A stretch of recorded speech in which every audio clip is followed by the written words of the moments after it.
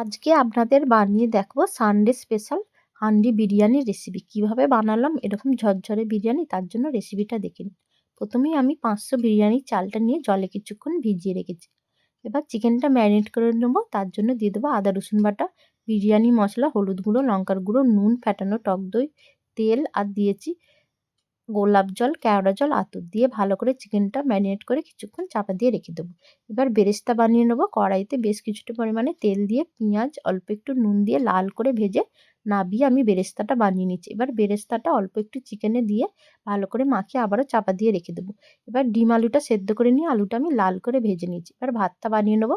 অল্প একটু সাদা তেল দিয়ে দেবো এলাচ, লবঙ্গ, দালচিনি, গোলমরিচ, লেবুর রস দিয়ে ভালো করে একটু নেড়ে চেড়ে ফুটে উঠলে চালটা দিয়ে আমি চাপা দিয়ে ভাতটা বানিয়ে নিয়েছি। দেখুন এরকম ভাতটা আমি বানিয়ে নিয়েছি। এবার কড়াইতে অল্প একটু তেল দিয়ে আমি চিকেনটা বানিয়ে নিচ্ছি। নামানোর সময় দিয়ে দেবো ধনেপাতা।